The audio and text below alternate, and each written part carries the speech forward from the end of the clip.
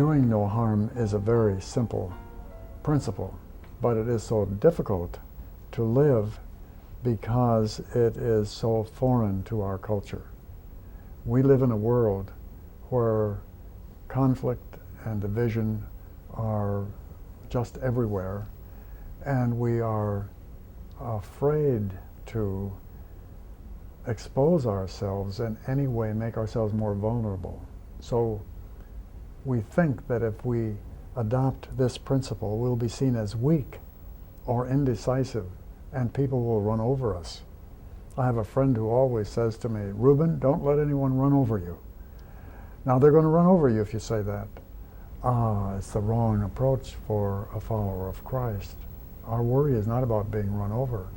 Our worry is about being faithful to the highest we know, the best we know. And that is, of course, found for us in Jesus. And so I think our greatest fear is that we will be mistaken, misunderstood, and people will take advantage of us. So we don't want to do this. We want to find a better way that's easier. But in reality, it is the best way because it disarms our friends and our enemies. If you know, for instance, that I'm not going to harm you, you see me differently. It gives you a different perspective on who I am. If you know in any conversation or conflict that my language and my intent is for your good rather than your hurt or your injury, you will see me differently. And if I know that you are not going to injure me, my fears melt away. Then I can be transparent and vulnerable and honest in your presence. We cannot practice this rule apart from great trust in God.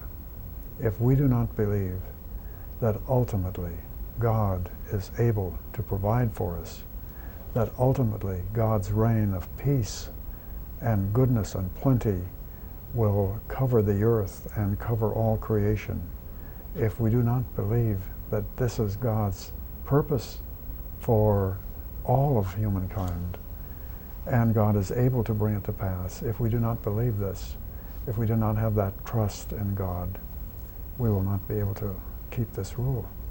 It seems to me that the vulnerability that we experience here can be handled again with our trust in God.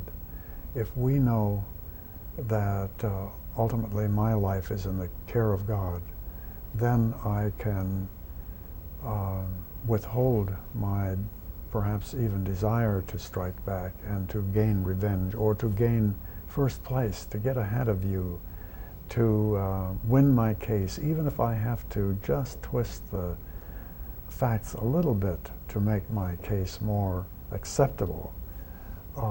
But if we know that ultimately God's justice will prevail, we lose, I think, or the temptation loses its strength to make us want to be careless with the truth, to be careless with facts, to be careless the way we treat one another, and to make certain that all of our actions will be covered by this rule, to do no harm, to do no injury, either to the persons we love or the persons who we think despise us. When we look at the teachings of Jesus, we, I think, turn to the Beatitudes as a summary of what Jesus taught. And if you look at the Beatitudes, you discover that all of them support this rule. The emphasis is not on the authoritarian or the powerful way, but the emphasis is on the peaceful, the merciful, the loving way of dealing with life itself and with the persons with whom we have to deal every day. So I would say that the Beatitudes are perhaps the most clear example of the teaching of Jesus on how to live this rule. If we were to adopt these simple rules for ourselves, I think it would make a dramatic difference in our lives and the lives of those who deal with us in the lives of our families, and in the lives of our congregations. If a congregation studied these simple rules, took them seriously, I think it would mean a radical change. It would be the end of many things, and it would be the beginning of some things. It would be an end to gossip about each other.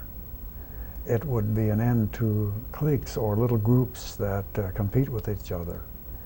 It would be an end to the attempt to show ourselves as more desirable than another, whether that's a class or an individual. And it would be the beginning of what Wesley, I think, described perhaps as holy conferencing. That is when we sit down with each other and openly admit our differences, but seek a common ground because we live in God's grace, because we follow a common Lord, because we are redeemed by a common Savior. So our conferencing takes place, in a sense, disarmed. We lay aside our arms of one-upmanship, of being better than another, but we adopt the principle that we are all God's children, just as we are, equally loved, equally called to faithfulness. And when we remember this in our conversation, I think our diversity becomes a rich and enabling gift rather than something that divides us and sets us apart from each other. If we were to adopt this rule in our home and with our family, I think it probably would change the tone of our conversation with each other. It's very easy to get upset with a spouse or a child and to permit our response to carry with it overtones of anger that in our better moments we would not do.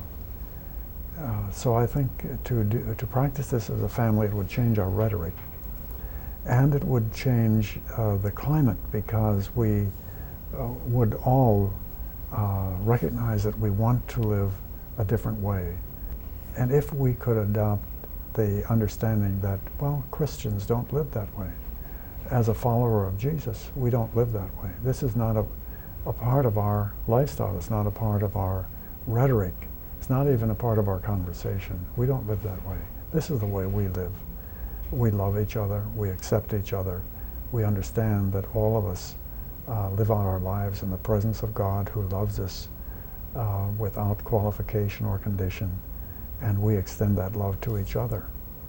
When we adopt these three principles as our own, we agree to live a certain way. And when we live this way with each other, we find that we've created a place where it's safe to discuss our differences. We no longer have to be better than someone else. We no longer have to prove to someone our position. We're willing to trust the Spirit of God that is resident in every person, and the Spirit of God that is resident in us, to help us to find perhaps a way of reconciling our differences, a way to resolve the conflict, and to find a way to bring together very different points of view. The three simple rules, I think, give us a place to stand. If we can agree with each other that we will do no harm, that we're committed to doing good, that we're all committed to staying in love with God, and that means being faithful to God, then I think it gives us a safe area where we can discuss our differences, lower the rhetoric, use language that is not divisive, that is not deceptive, that is not injurious, and we know we have the time to work this out.